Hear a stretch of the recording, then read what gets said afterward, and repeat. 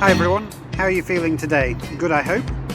Have you ever been in a situation when you've announced to English speakers that you feel yourself good and noticed one or two people laughing?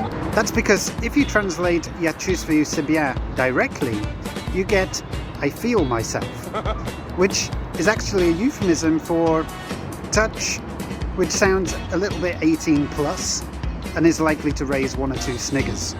In English, 95% of the time, you don't need the reflexive pronoun after the verb feel.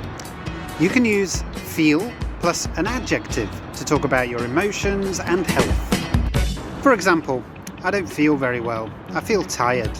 Or, I feel happy, I feel excited. Or, I feel good. Remember, I feel good means I feel happy or satisfied. I feel well means I feel in good health, as opposed to being ill. That doesn't mean, though, that feel myself always has a dirty 18 plus meaning. We can also use the word feel in more of a physical way, or to reflect belief. And then it can be used with a reflexive pronoun and verb plus ing.